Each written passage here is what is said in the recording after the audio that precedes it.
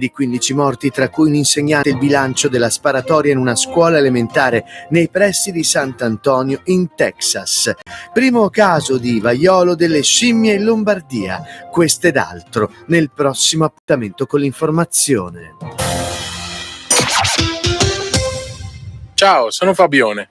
Al nome di tutti gli amici del Tennis Club Agordo, volevo invitarvi domenica 29 maggio all'Open Day del nostro Tennis Club. Dalle 10 in poi i campi saranno a disposizione di bambini e adulti con il supporto dei nostri maestri Loris e Angelo per provare gratuitamente lo sport del tennis. Vi aspettiamo al Tennis Club Agordo, anche solo per vedere. Tony vi aspetta anche al bar e sulla nostra bellissima terrazza. Ciao a tutti, a presto! Cerchi il meglio per riscaldare la tua casa? Un'azienda con una lunga esperienza che può seguirti in ogni tua esigenza, dalla progettazione all'assistenza tecnica? La risposta è Stufe e Arredo. Nel nostro showroom trovate stufe ad accumulo, termocucine, stufe e caminetti a pellet, caminetti e stufe tradizionali, ottime cucine a legna e le stufe in pietra ollare. Le migliori marche, ottimi prezzi, ma soprattutto affidabilità e serietà. Stufe e Arredo, in Viale Cadore 44B, Ponte nelle Alpi. Telefono 0437 98 15 35.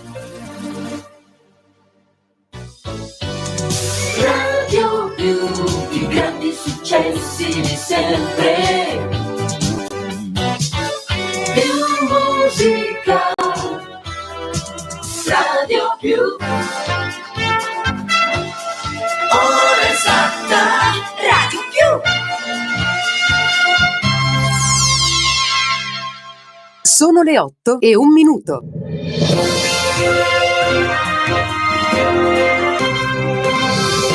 Un saluto dalla redazione. L'America sotto shock per la strage alla scuola elementare di Uvalde in Texas. 19 bambini e 2 adulti, di cui un insegnante, sono stati uccisi a sangue freddo in classe da un ragazzo di 18 anni, Salvador Ramos. Un massacro che allunga la striscia di sangue negli Stati Uniti, dove ci sono state più di 200 sparatorie di massa dall'inizio dell'anno. Evidentemente scosso e con le lacrime agli occhi, Joe Biden si è rivolto agli americani e al Congresso e ha chiesto un'azione sulle armi. Possiamo e dobbiamo fare di più, ha detto. In Ucraina la guerra è arrivata al 91esimo giorno. Zelensky: solo un mio incontro con Putin può far finire la guerra, e spiega che l'invio di armi pesanti a Kiev è un investimento per la stabilità del mondo. Per il presidente della Commissione europea Ursula von der Leyen, Kiev deve vincere questa guerra e l'aggressione di Putin deve essere un fallimento strategico. L'Europa farà tutto il possibile, ha detto, per aiutare gli ucraini a prevalere e a riprendere il futuro nelle loro mani. Si tratta di un lontano parente del vecchio vaiolo, un fenomeno affatto allarmante ma che merita doverosamente attenzione. Con queste parole il direttore generale dell'Istituto Spallanzani di Roma, Francesco Vaia, prova a fare luce sul vaiolo delle scimmie che lunedì 23 maggio ha fatto registrare il primo caso in Toscana dopo i 3 individuati nel Lazio. È una malattia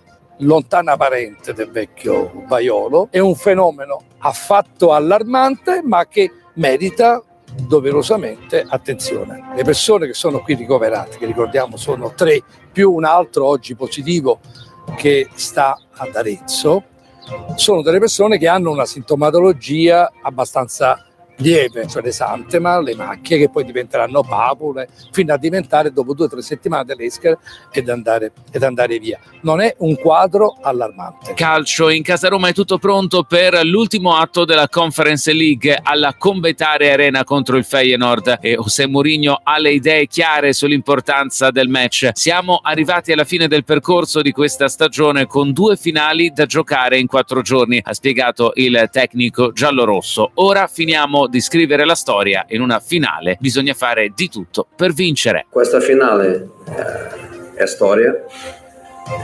che si è già scritto per arrivare qui, per giocare la finale europea dopo tanti anni, però ovviamente quando tu arrivi in finale devi fare tutto il possibile per scrivere la storia che ovviamente vince la finale. Ed è tutto, restate con noi.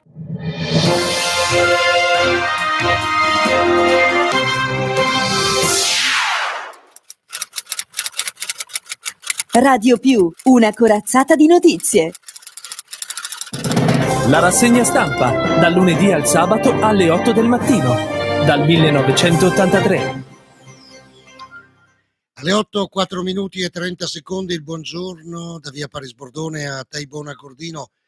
Apriamo quest'oggi con una notizia che non è per nulla positiva, per il semplice fatto che, a parte il fatto che mancano pochi giorni alle elezioni a Belluno, ma il risveglio per i bellunesi questa mattina, quelli che da anni attendono la risoluzione dei problemi per il ponte di Lambioi, è sicuramente stato dei peggiori.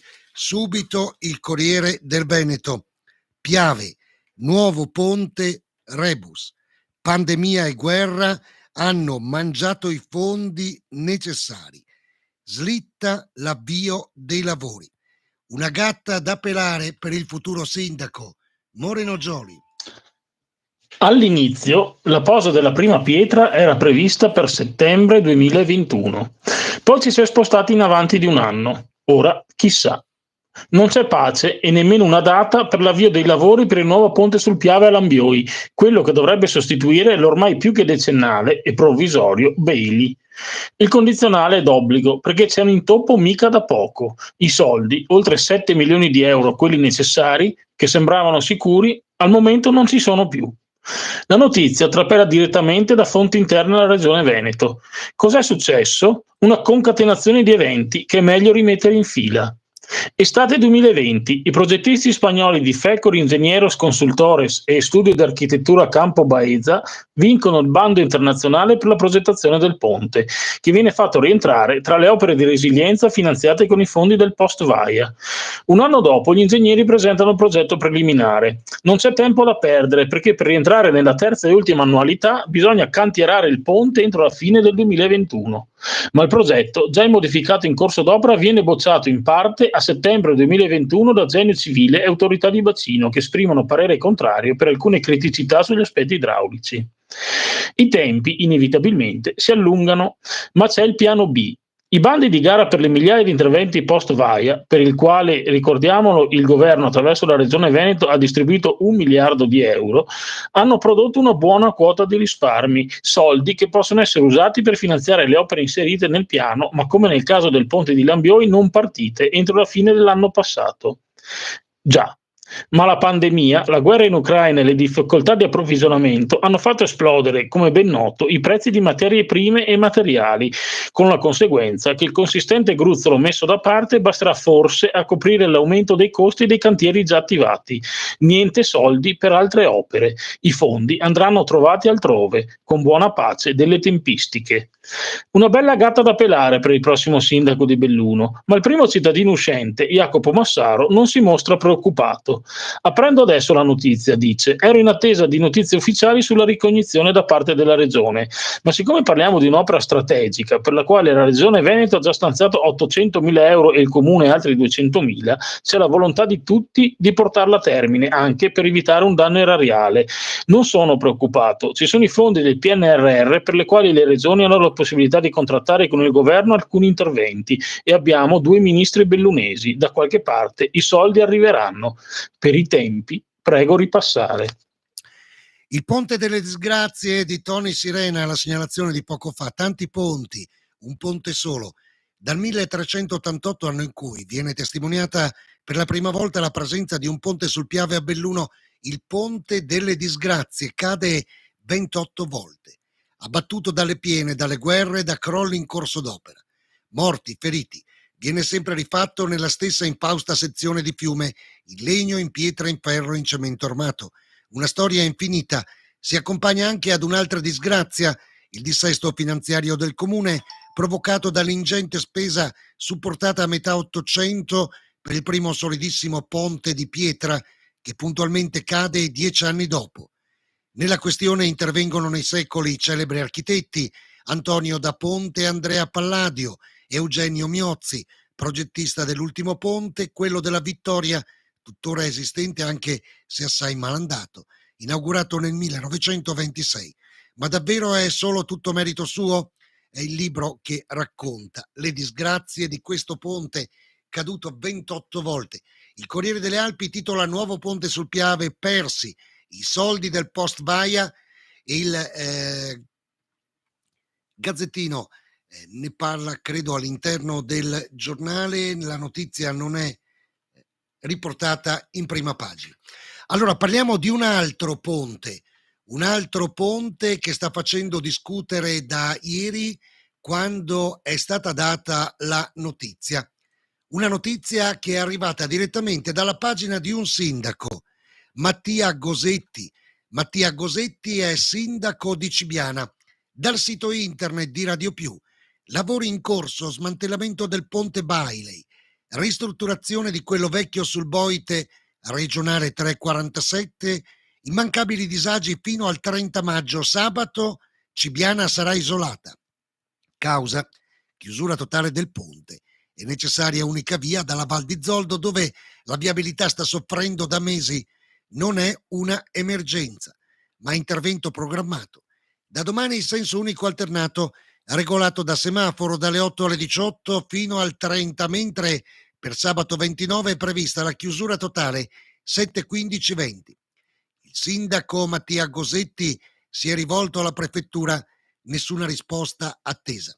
Il sindaco, prima di tutto, scrive: desidero che sappiate che quando ho saputo di questa chiusura anticipatami genericamente ad inizio mese, ma confermata nel dettaglio, con in particolare dell'impossibilità di creare finestre di apertura solo nella giornata di ieri, mi sono opposto. Ho scritto al prefetto Savastano, mi ha convocato assieme a Veneto Strade e Dolomiti Bus. La chiusura totale per noi è insostenibile in questi termini. Ho chiesto: 1. Che il cantiere riapra la circolazione prima possibilmente, già dalle 18. 2.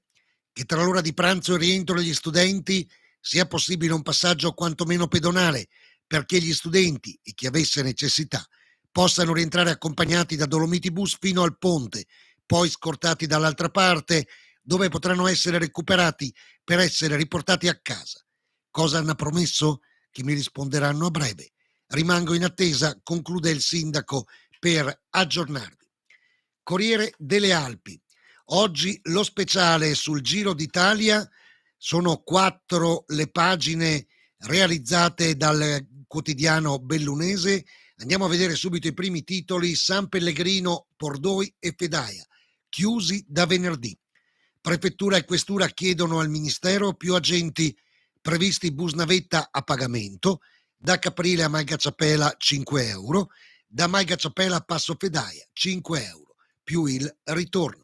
Musica, cicchetti e negozi aperti. Venerdì in città c'è la Notte Rosa, Luxottica cambia i turni per la giornata di sabato.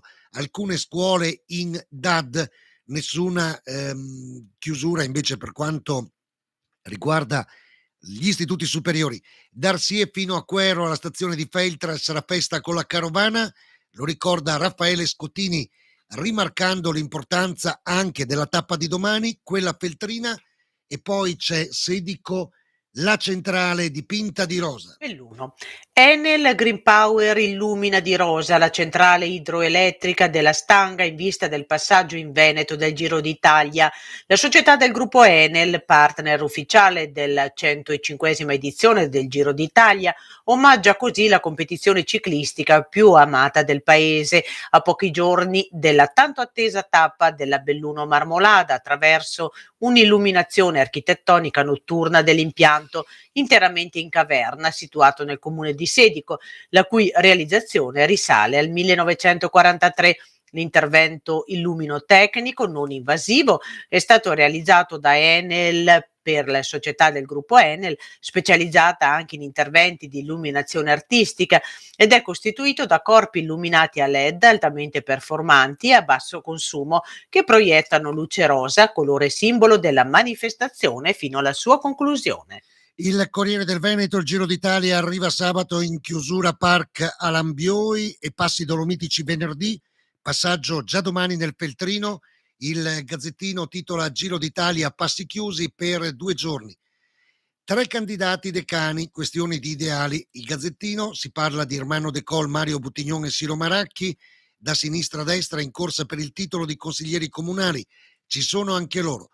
Peltre, niente titoli, multa al centro estetico. Ha toccato anche Peltre, il giro di vite che ha portato all'ispezione di 793 strutture in tutta Italia, tra centri estetici e studi medici estetici. Multato il titolare di un centro estetico di Peltre, non aveva i propri titoli professionali. I controlli dei NAS trevigiani rientrano in quelli eseguiti su scala nazionale. Visitate 793 strutture, 110 attività non erano conformi. Ancora in centropagina la notizia della quale abbiamo parlato comunque ampiamente ieri: finestrini spaccati, la banda colpisce in città e frazioni. Si tratta del furto al ristorante Al Borgo che risale alla scorsa domenica, ricordo il precedente anche a Soverzene. Torniamo sul Corriere delle Alpi, il centropagina invece qui è per l'area di sosta con i parcometri, come cambiano i Brendelar, De Barba, un parcheggio fino a 200 posti d'auto a fianco del cimitero di Sant'Antonio Tortal, bagni parcometri per la sosta che diventerà pagamento. È il progetto che l'amministrazione Borgo Valbelluna ha approvato per gestire i flussi turistici diretti allo spettacolare canyon trichianese. Insomma, per una volta non si parla di divieti. Quando si parla di divieti solitamente gli si mette accanto Parco Nazionale Dolomiti Bellunesi, perché come si temeva, lo si diceva da anni, quando c'è il parco ci sono i divieti. Sostegno alle famiglie, Corriere delle Alpi, assegno unico, bloccate centinaia di pratiche bloccate per motivi sconosciuti, rimpallo di responsabilità da un ufficio all'altro. Nella giungla burocratica della pubblica amministrazione il cittadino ne esce confuso, incerto e povero. Centinaia di bellunesi in ansia per l'assegno unico. Ieri il Corriere delle Alpi e Radio Più anticipavano quanto sta per accadere a Dalleghe. Dal 1 al 20 giugno il lago si abbassa di 2,5 metri, ma per una cosa importante: i lavori del canale che sarà realizzato per evitare i problemi con le pieve stamane, con le piene. Stamane a Dalleghe c'è l'assessore Bottaccini. Venezia. Oggi l'assessore all'ambiente della Regione del Veneto, Giampaolo Bottaccin, farà un sopralluogo ad Dalleghe per fare il punto sui lavori che si stanno eseguendo per la messa in sicurezza del lago attraverso la realizzazione dello sfioratore di piena. Si tratta di un intervento da 1,8 milioni di euro. Continuiamo a parlare di protezione civile, giornata importante quella di Venezia. La giornata di oggi sarà ricordata nella storia perché conferisce, attraverso la legge approvata in Consiglio regionale, un riconoscimento concreto a tutti quegli uomini e donne della protezione civile del Veneto che di fronte ad una sciagura naturale, come un terremoto o un'alluvione, sono i primi ad arrivare sul posto e gli ultimi ad andarsene. Un sistema eccellente regionale che nel tempo, a fronte di una legge che risale agli anni '80, ha saputo rinnovarsi con atti amministrativi e procedure che man mano, in caso di emergenza sul territorio, ha collaudato, dimostrandone il buon funzionamento e l'efficacia. Sono le prime parole che il Presidente della Regione del Veneto ha pronunciato dopo l'approvazione in Consiglio regionale del progetto di legge per la protezione civile, che mette ordine e norma tutti quei provvedimenti amministrativi che sono stati realizzati negli ultimi anni per determinare l'organizzazione della protezione civile in Veneto. Un sistema esistente che ha già dato ottimi risultati e riscontri durante le emergenze in maniera pratica, sperimentato sul campo. Definito una eccellenza nazionale dal presidente Mattarella ai tempi della tempesta Vaia. Oggi, ha detto l'assessore Giampaolo Bottaccin, abbiamo consolidato in legge delle procedure e delle modalità di gestione delle emergenze che già abbiamo sperimentato durante alcuni disastri come quello recente di Vaia. La legge 225 inserisce il volontariato tra le componenti e le strutture operative del Servizio Nazionale e stabilisce che deve essere assicurata la più ampia partecipazione dei cittadini e delle organizzazioni di volontariato di protezione civile nelle attività di previsione, prevenzione e soccorso, in vista o in occasione di calamità naturali. Rocca Pietore, Corriere delle Alpi, Canazzei vuole alzare l'asticella sui confini della Marmolada, Francesco Dalmas. Accordo in discesa tra Trento e Veneto sui confini della Marmolada? Pare di sì. Pare anche che ci sia fretta di raggiungerlo per accedere ai fondi europei per lo sviluppo turistico, leggi impiantistico della montagna. Però il comune di Canazzei, che ha titolarità su gran parte del ghiacciaio, fa pressing sulla provincia di Trento perché l'accordo non sia un cedimento. Luca Guglielmi, consigliere provinciale Fassano, pur essendo della Lega, tiene alta l'asticella col presidente veneto Luca Zaia, con l'assessore Federico Caner, con lo stesso sindaco di Roccapietore. Siamo pronti all'accordo, afferma, purché la Regione Veneto rinunci a qualsiasi azione legale, riconosca la delibera della Giunta Provinciale di Trento, ancora del 2015, sullo sviluppo del ghiacciaio e rinunci pure ai confini del trattato Galan-Dell'Ai, ma accetti il confine sul displuvio, quindi sulle creste, come sentenzia l'Agenzia del Territorio. Troppa roba, viene da dire. La frontiera concessa nel 2002 dal Veneto Galan e dal Trentino Dell'Ai prevedeva un arretramento di 70 metri dalla linea del displuvio, in modo da concedere le stazioni della funivia della Marmolada a Roccapietore. Roccapietore, si sa, teme che a Punta Rocca, la seconda cima della Marmolada, possa arrivare una seconda funivia da Passo Pedaia, anzi da Pian dei Fiacconi, attraversando il ghiacciaio. Si tranquillizzino gli amici di Roccapietore. Nessuno di noi vuole arrivare fin lassù con un nostro impianto. Ci basta collegare Pedaia con Pian dei Fiacconi o poco più su, sostituendo la vecchia cestovia. Arriverà il Giro d'Italia al Pedaia, salirà anche il presidente Zaia, ci saranno i trentini, se ne discuterà? Il braccio di ferro, che se ne dica è solo apparente. Rimaniamo sulla pagina della Gordino per segnalare l'incidente di ieri. Un tedesco ha tirato diritto in curva, è finito su New Jersey e quindi all'ospedale di Agordo con ferite lievi. L'incidente in località Levare, poco prima di Masarè di Roccapietore. L'altro titolo da Livinallongo: Terna annuncia il raccordo con la futura cabina di Vallazza. Ne parla ampiamente il Corriere del Veneto con questo titolo: Fondo Nazionale Montagna, 10 milioni in più. Terna, collegamenti anti-blackout. Buone notizie per la montagna, anche quella bellunese. Sale a 110 milioni di euro la dotazione del Fondo Nazionale previsto nella nuova legge della montagna. Soldi. Nelle prossime settimane verranno ripartiti alle regioni che a loro volta li investiranno con comuni e unioni montane. Ne dà notizia all'Unce, consentiranno diverse progettualità, creazione di green community, nuovi impianti con fondi rinnovabili, da interventi per ridurre il rischio idrogeologico e progetti per le filiere forestali, ma anche infrastrutture digitali contro il digital divide dei territori, riorganizzazione dei servizi, come previsto dalla Strategia Nazionale Aree Interne. Il fondo è previsto dalla legge di bilancio 2022.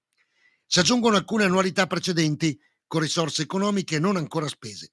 Continuano gli interventi di Terna per il miglioramento della rete elettrica in vista dei Giochi 2026. Per evitare blackout ad ampio raggio, previsto il collegamento in cavo aereo alla nuova cabina primaria di Arabba di Enel, all'elettrodotto interrato Zuel-Somprade che connette Cortina e Aurunzo, realizzati nel 2020 in vista dei mondiali di sci alpino. Scuola e Gazzettino, i ragazzi del Dolomia Dublino, con il progetto Smart Agri-Food, il Dolomie prende il volo e sbarca in Irlanda, dopo una preparazione di oltre 2 anni e uno stop forzato della pandemia. Dal Follador di Agordo, Gianni Santomaso, nostro servizio. Agordo, sabato 21 maggio al Follador de Rossi si sono rivisti i ragazzi che si sono diplomati lo scorso anno. La cerimonia ufficiale di consegna dei diplomi di Stato, annullata per 2 anni a causa della pandemia, è stata riproposta anche se in formato ridotto rispetto al solito. Nonostante le difficoltà, la scuola desiderava offrire un momento ufficiale in cui riconoscere pubblicamente il percorso fatto dagli studenti e celebrare il loro traguardo. Anche se non è stato possibile aprire la partecipazione dei familiari, i ragazzi hanno potuto vivere un'occasione in cui si sono potuti ritrovare insieme e salutare qualche loro insegnante. L'auspicio è che per i ragazzi di quinta che si stanno preparando alla prossima scadenza degli esami si possa organizzare la prossima cerimonia come da tradizione. Carabinieri giudiziaria, 2 titoli sul Corriere delle Alpi. Pirata della strada pesta i carabinieri, il conto è salato, titola il Corriere delle Alpi. Il pirata della strada era ubriaco il 6 ottobre di un anno fa. ne ha combinate talmente tante tra Ponte Alpi e Belluno che ci si potrebbe girare un telefilm d'azione: speronamento, inseguimento, botte ai carabinieri che l'avevano raggiunto. Il bolzanino Andreas Rizzi ha patteggiato 6 mesi senza condizionale per resistenza a pubblico ufficiale, lesioni aggravate, 4 mesi di arresto e 2.000 euro di multa per guida in stato di ebbrezza, oltre alla revoca della patente e confisca del veicolo. Operazione non facile per l'avvocato Manola Lise. Rizzi stava viaggiando a bordo di un furgone Mercedes Vito. È successo che alla altezza di Ponte ha urtato un'auto serenamente parcheggiata in uno stallo, non si è fermato a dare almeno un'occhiata, ha tirato diritto anche al posto di controllo dei carabinieri in Val di Zoldo, ha accelerato anziché accostare, è sfrecciato ad alta velocità, ha costretto all'inseguimento. In 7 chilometri ha violato un numero imprecisato di articoli del codice della strada, anche un contromano, mettendo a rischio la salute degli altri e dei pedoni. Ha approfittato dei cavalli della macchina di servizio. I militari potendo approfittare, dei cavalli della macchina di servizio, i militari l'hanno raggiunto e qui c'è stata una colluttazione a Belluno. L'uomo ha iniziato a dimenarsi, scalciare, mandandoli all'ospedale. Tra una minaccia di morte e l'altra, uno ha sofferto un trauma a una mano, da 5 giorni l'altro la frattura dello scafoide, il polso. Entrambi risarciti. È seguito poi il patteggiamento. 2 notizie, dicevo, ce n'è un'altra infatti: bugia ai carabinieri nel lockdown. Non era costretto, a dire il vero. Un limanese che non stava andando a lavorare è stato prosciolto. Il giudice ha motivato la sentenza col nemo tenuter sede teggere. Era in giro e disse una bugia ai carabinieri.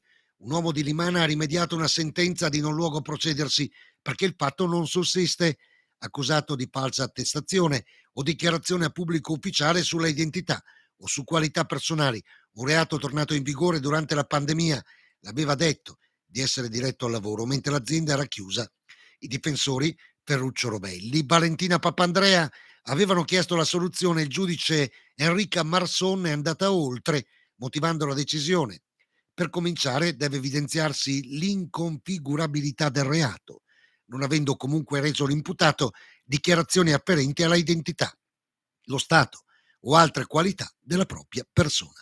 L'eventuale mendacio ha interessato lo spostamento fuori casa dell'uomo senza che ciò potesse incidere sulle indicazioni che concorrevano a stabilire le condizioni della persona nel dichiararne, ovvero la sua individuazione, identificazione, entrambe del tutto pacifiche. Una bella notizia: 2 premiati da Miki Biasion a Vicenza. Roberto Bona. Vicenza. Al centro congressi della Confartigianato di Vicenza si è tenuta la cerimonia di premiazione dei campioni AC Sport 2021 degli Automobile Club del Veneto.